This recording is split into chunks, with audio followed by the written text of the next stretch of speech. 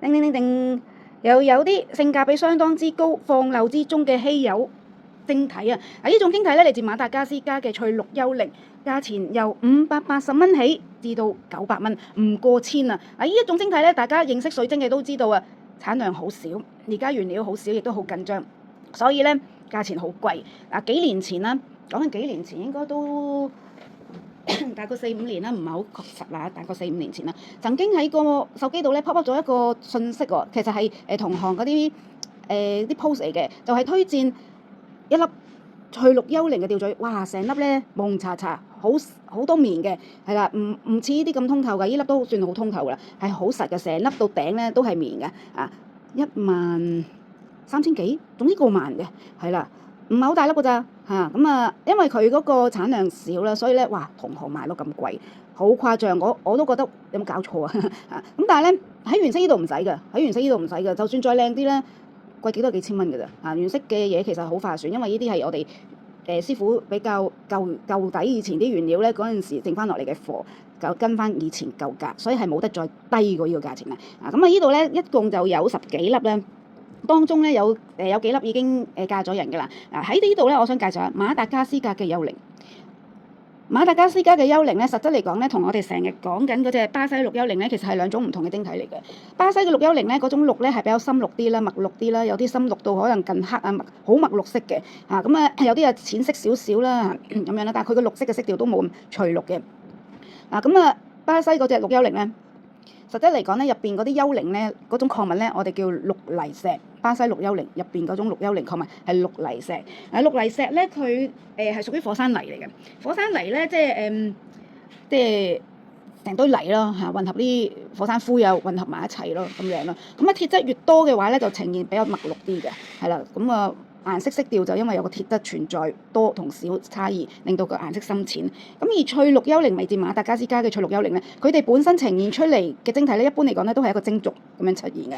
一個晶族嘅出現咧，每一支嘅晶柱，晶族咧好似我隔離呢一個白晶族咁樣，佢每一支晶柱一個晶族咧咪好多支晶柱組合埋一齊，即係孖住一齊生埋一齊噶嘛。每一支晶柱咧入邊都有一個金字塔。呢一件咧都係嚟自馬達加斯加嘅幽靈白幽靈晶族啊！佢每一支晶柱咧入邊咧，大家仔細睇咪啦，佢都有個金字塔喺裏邊嘅。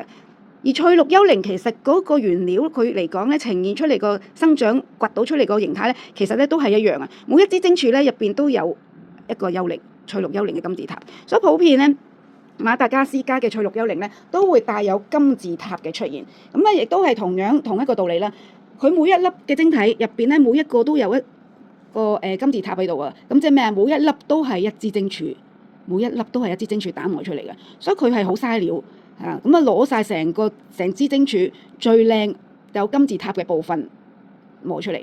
其他頭尾冇金字塔嗰啲啊，去咗邊啊？嗰啲咧做晒碎石咯，所以一嚟原料少就咁解啦，二嚟咧就破壞性比較強啦，攞盡晒佢哋原料咧，所以耗損亦都好大啦，所以價錢本身亦都係貴啲嘅。呢批咧真係性價比相當之高啊！幾百蚊可以買到翠綠幽靈金字塔，係真正宗100%嘅天然翠綠幽靈，唔係鐳射激光 laser 打落去打個綠幽靈金字塔出嚟嗰隻仿製綠幽靈喎。因為翠綠幽靈貴，原料又少，所以咧市場上咧呢幾年咧佢係有一種翠綠幽靈咧係用白水晶，跟住咧喺一筆白水晶裏邊咧用 laser 打個金字塔出嚟。因為馬達加斯加嘅綠幽靈啦、翠綠幽靈啦、白幽靈咧，佢哋典型嘅特徵咧係有金字塔嘅，所以咧大家要留意。但係天然嚟講咧，帶有金字塔嘅晶體，天然嚟講啊，我講天然唔講假嗰啲，唔講裝仿製，亦都唔講嗰啲用 laser 打出嚟嗰啲。好多時咧金字塔個尖頂部分咧係帶有一團面嘅白面嘅，好似山頂去到夠高個海拔嘅位置咧，啲雲霧啊個霧水啊凝聚住喺山頂個位置咧，所以天然嚟講咧尖頂位置咧係真係面多啲嘅，所以全稱冇面尖頂位置冇面嗰啲咧天然啊係相當之少，價錢亦都相當之高咁所以大家要認識一樣嘢，你睇真假嘅話咧，你要接受佢嘅面。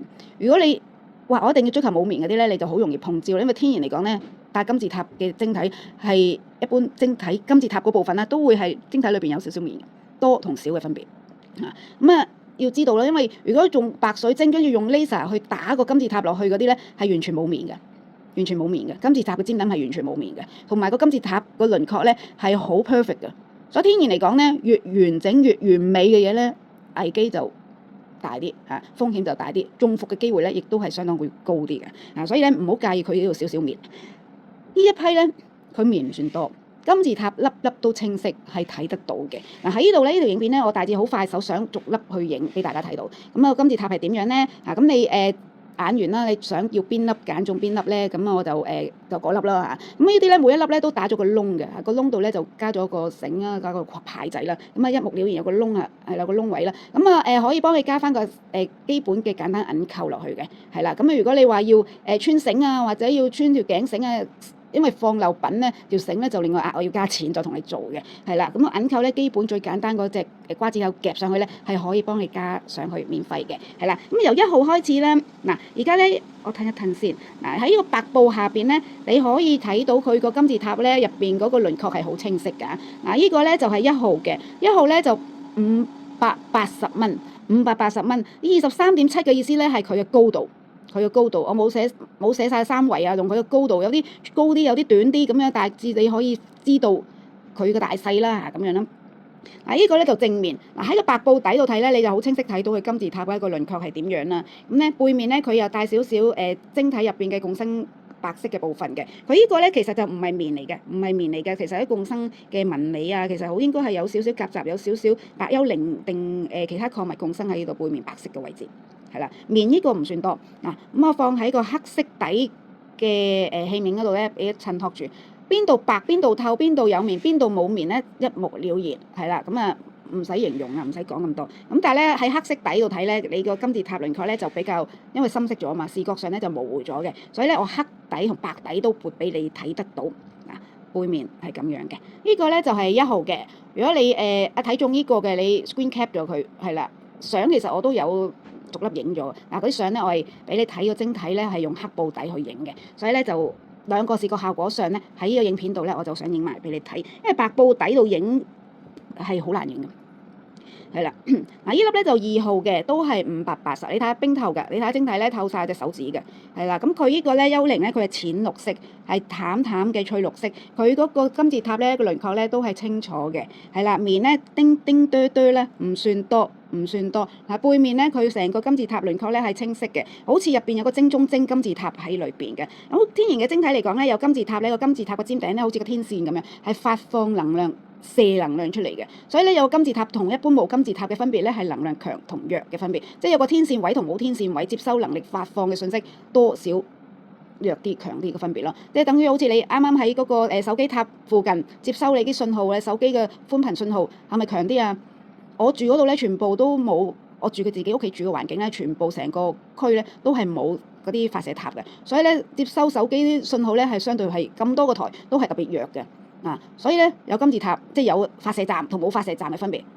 有帶金字塔咧就即係咩？帶有發射站嗰個概念咯。呢個2號，呢個2號，3號翠綠幽靈。除咗呢啲吊墜啦，我原色呢度存貨咧仲有手鏈啦，手鏈咧亦都有啲係雙尖嘅。雙尖啊，每一粒都係雙尖，兩頭雙尖好似閃靈鑽咁樣，跟住咧都裏邊都有翠綠幽靈嘅金字塔嘅手鏈都有，圓珠都有，係啦。咁可以大家如果中意戴手鏈嘅都可以選擇，因為好少啊，存貨好少，嗰啲全部係啲舊存貨，所以我又好少攞出嚟影介紹，因為賣咗就補唔到貨啦。二嚟咧賣咗之後咧，新貨價錢咧係貴過舊存貨。牌仔上面價錢貴好多嘅，所以有陣時又唔係好捨得影，係好鬼衰啊！呢個咧就3號27.85嘅，而家咧你見到好大粒啦，我放大咗俾大家睇得清楚啲。呢個咧呢一粒咧3號咧係多面啲嘅，係啦，同埋佢個幽靈部分咧係實啲嘅，好似 solid 啲嘅，即係入邊嘅礦物咧係會多啲咯，聚集多啲咯。呢個咧都係580蚊嘅3號。4號咧，呢粒咧，如果中意清澈嘅話咧，呢粒係清嘅。呢個咧就680。喺個白布背景下咧，見到佢嗰個金字塔咧個情況啦。呢個咧係個長身嘅水滴，見唔見啦？冰透嘅。4號22.5mm高，680蚊。放喺個黑色呢個位置，你睇到個晶體啦。面輕微咧，唔係全清，但係算好清。因為天然嘅翠綠幽靈咧，好難完全冇面㗎。完全冇面嗰啲價錢相當之高到嚇死你，一粒真係嗰啲要真係去到過萬㗎啦，唔係市場唔係頭先我一開始講話，我幾年前見到人哋 post 嗰個，哇面到多到不得了個610咧，嗰個金字塔都唔係金㗎，都唔尖㗎，冇尖頂㗎，都要開到萬幾蚊㗎。真㗎，唔係講笑話，唔知邊個買咗嗱，唔知有冇人買我唔知啊。呢個咧就5號，呢個咧就正宗係一個晶柱，成粒一個晶柱小晶柱，迷你小晶柱啊嘅形狀嚟㗎，唔係水滴啊，其他嗰啲都係水滴㗎。喺呢一粒咧一個晶柱嘅狀態嘅。呢一粒咧其實晶體嚟講都係好清澈嘅，同埋咧因為佢長身啦，佢嗰個晶柱咧真係嗱見到啊，佢入邊嗰610啊，翠610嗰個晶體咧裏邊包含住嗰個翠610個晶柱咧，係長身係完整一支晶柱形態嘅，見到啊，唔係淨係尖頂嘅。但係呢個咧佢面係唔多係少，但係咧佢嗰個尖頂部分呢度咧有片冰裂紋摸唔到嘅，我邊摸唔到嘅。但係嗰片冰裂紋咧反射到一種我哋叫玻璃，唔係叫玻璃光，就係嗰啲鏡面效應咧，對光線咧反光係啦，特別光亮嘅，即係有少少感覺好似晨曦初現啦，係射上照上去呢個山頂嘅尖頂峰嘅位置，個山頂佢一片光明咁樣嗰種效果，但係咧就好清霧，因為有山頂陽光照落去咧，就將啲雲霧打散咗啦，吹散咗啦，因為夠熱啊嘛。啲霧氣有陣時咧，霧氣聚集咗尖頂咧，即係天然環境嚟講咧，即係我哋大自然環境講，山頂嗰度一層霧氣，因為濕氣重咁有太陽陽光照射有熱。打散咗嗰啲濕氣，驅散咗濕氣就會清澈啦。個道理一樣嘅。咁呢一粒咧就真係有陽光照射到真係好得意喎！正可以用到呢個道理反映咗喺呢一粒上面，680啫。呢粒好清啊，同埋真係唯一一粒係成支晶柱形啦，入邊個翠610亦都係成支晶柱咁嘅形態，好似一個晶中晶咁樣，680啫喎，唔係6800啊，680喎。嗱，講真嗰句係可以叫價叫到6800嘅，真嘅。翠610今時今日。係啦，如果你話我 resell 喎，你可以自己去搞掂佢啦嚇。總之呢個價錢咧係冇得再低嘅啦。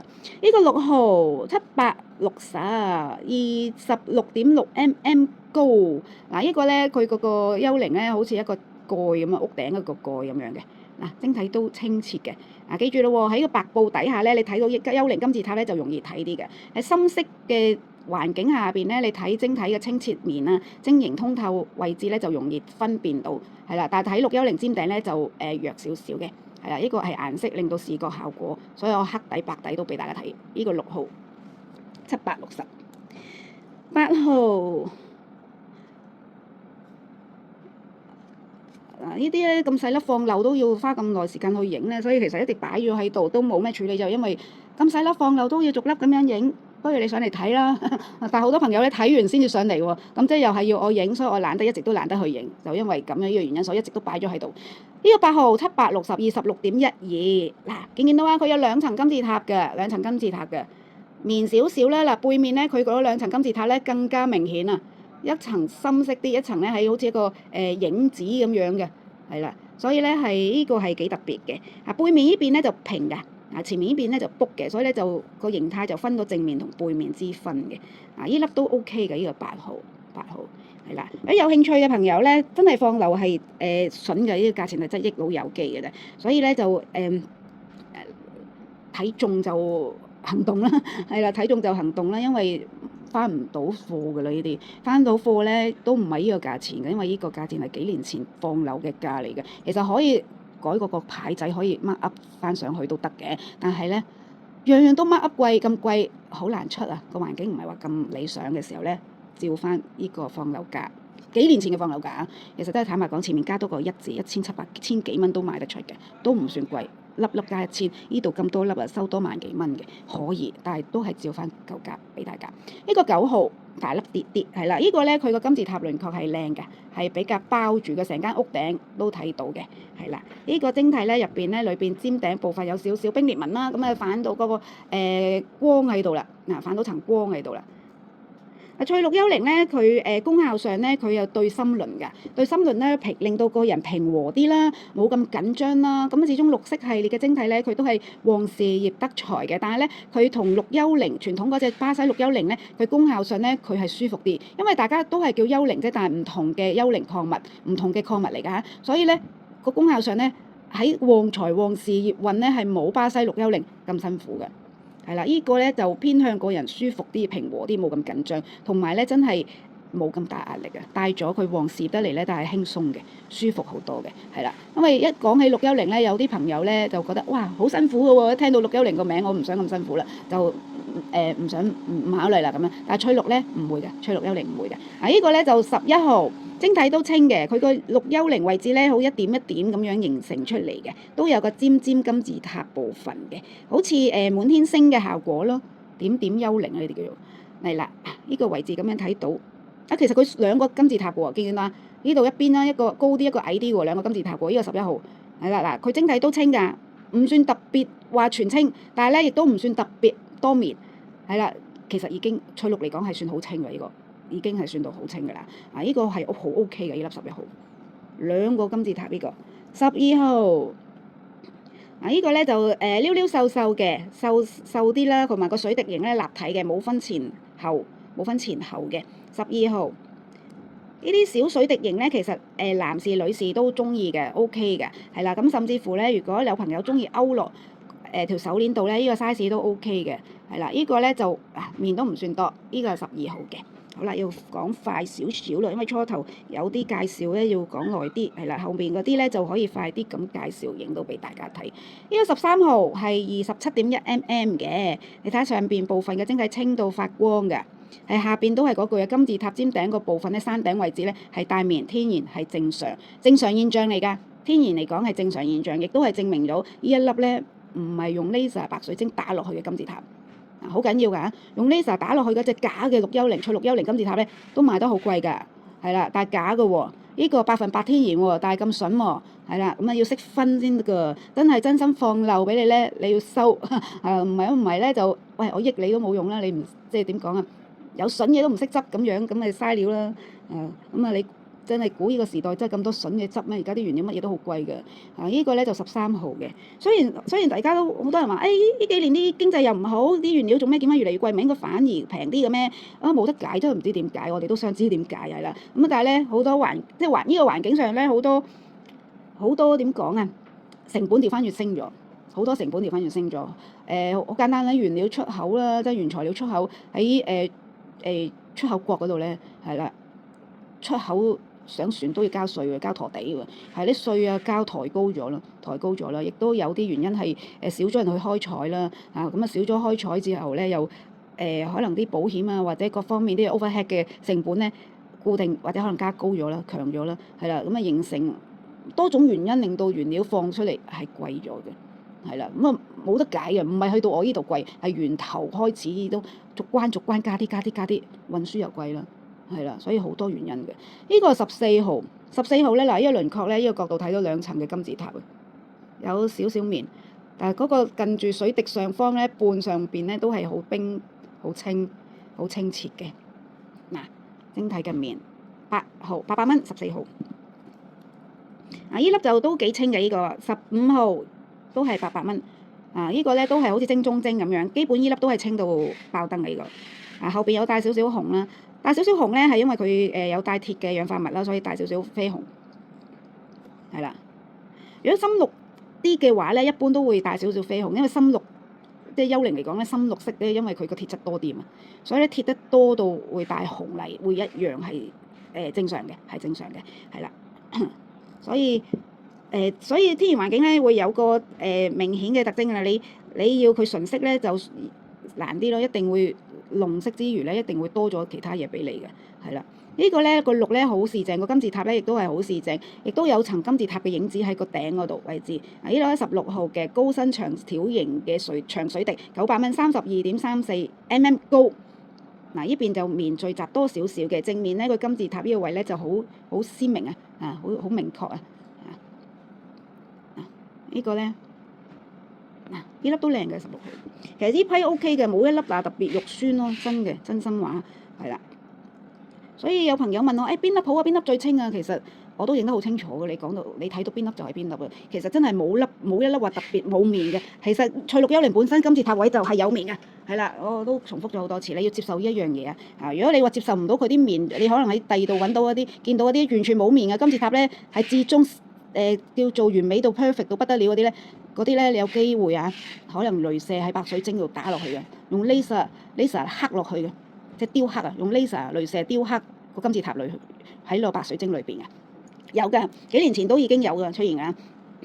嗰啲唔會話特別賣得特別平，但係咧，即係好多朋友都好中意嗰種嘅，因為哇咁清冇面喎，係啦，個金字塔有咁四正喎，感覺上咧佢咁完美喎，哇咁啊仲唔咧反應仲唔買啊？但係其實嗰隻係放製嘅，要知道樣嘢天然，所以我都提咗樣，天然邊有咁多完美啊？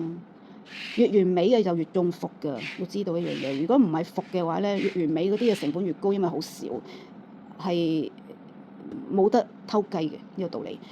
17號900蚊，31.9mm，呢粒咧就高啲又肥啲，係啦。佢呢個金字塔咧就好似個頂帽咁樣啊，我覺得咧好似頂帽喺度吸住，同埋咧佢中空嘅金字塔係啦，同埋咧頂部咧仲有一層，佢個形態嚟講咧仲有一層金字塔嘅輪廓喺頂部啊。啊，呢粒都靚嘅，同埋夠睇頭啦，大細上嗱自然咯，呢個清澈得嚟嗰個自然美咯，係啦嗱，見唔見到頂頭嗰金字塔？變咗上下兩層金字塔啦，17號。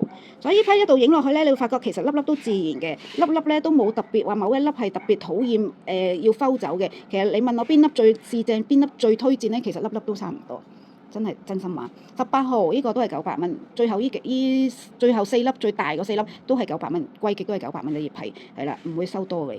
呢個咧，但係就冇得再低㗎啦，價錢。呢個咧你見到都係千層嘅金字塔嘅，有2層嘅，見到啊，2層定3層啊，望落去。好似有個影子咁樣嘅，有個影喺上面嘅。上面呢個位咧特別光嗰片咧係個冰裂紋喺晶體裏邊嘅，有光照射落去咧，嗰片冰裂紋咧呈現咗一個反光嘅作用啊。所以咧好似阿晨曦初現啊喺上面咧有陽光照射喺嗰度呈反光啊嗰個效果出嚟咁樣啦。